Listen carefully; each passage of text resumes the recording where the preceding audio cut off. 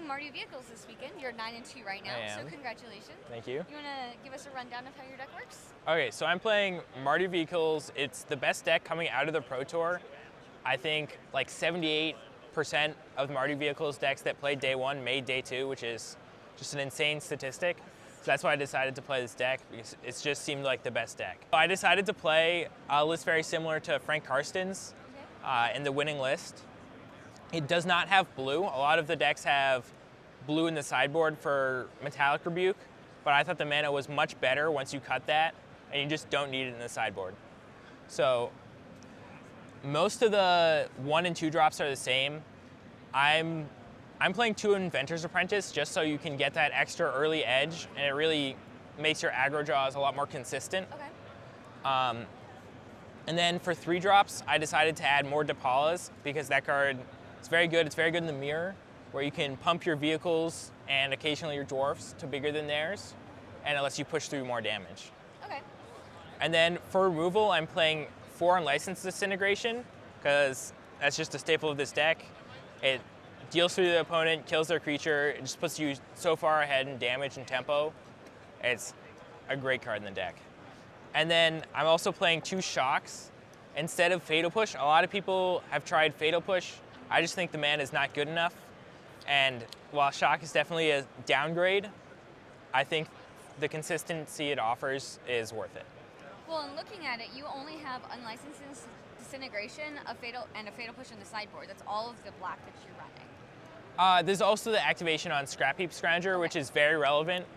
It's definitely one of the keystones of the deck because it lets you go long against the control decks. It lets you, even like green-black, you can grind them out because often you end up trading creatures, trading removal spells, and then you bring back your Scrap Heap Scrounger and attack them, and you win that way. Cool.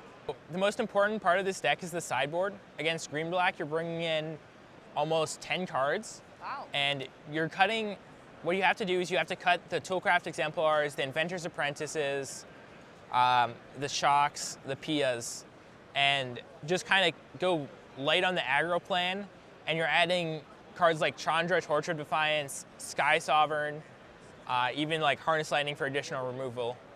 And this lets you kill their threats and then play Planeswalkers, which they can't deal with, and just kind of grind them out, actually.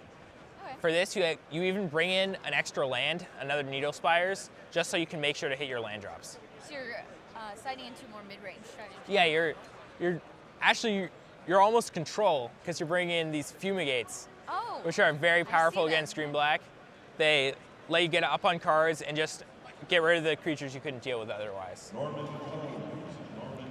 And then against like control decks, you can still use the Planeswalkers. You have 2 Selfless Spirits, which both act as attackers and as insurance against things like Fumigate and Radiant Flames, which can wreck your early game plan.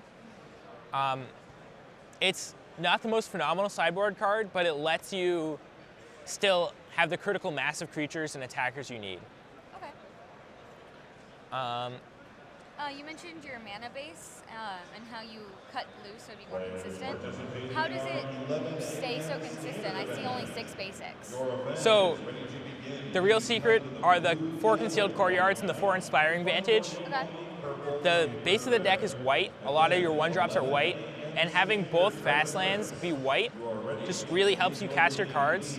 You also have 3 Aether Hub, which are kind of tri-lands. Sometimes you have issues with that. But you have cards like Aether Sphere Harvester to add back energy. And then you have Spire of Industry, which can just tap for any color of mana.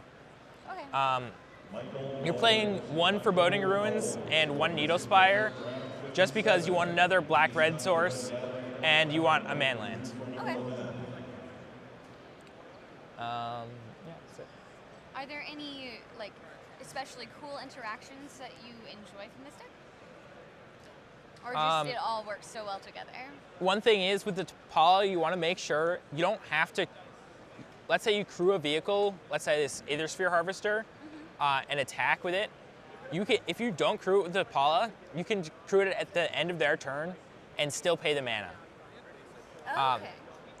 You can do kind of similar things with Veteran Motorist, in that you can double crew a creature and give it an additional +1/+1. or you can give it really? kind of instant Cool. speed.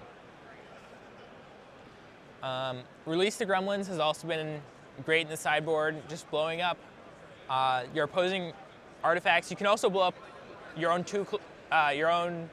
clue tokens, your own Scrap Heap Scrounger, your own Thopter, and make them into 2/2s essentially, and just kind of upgrade them if you have the extra mana. Very cool. The deck is somewhat prone to flooding, so keeping, let's say, 5 lands, 2 spells is probably not what you want to do. The ideal hands have 3 and 4 lands. There are plenty of 2-landers that are good. Heart of Kiihne is the card you're probably most looking for on a mulligan, or even just on a regular hand. It just clocks your opponent so fast. They're dead in 5 turns, even without anything else. Right, and it's hard to answer, so... It's hard to answer. Fatal Push is probably just the best answer, but luckily you play 4, so you can just play your next Heart of Kiihne, kill them with that one. All right, well, thank you so much for showing us your deck. Good luck in your next round. Thank you. And hopefully we'll see you in the top 8. Hopefully. Just got to win 4 in a row. You got Let's see. this.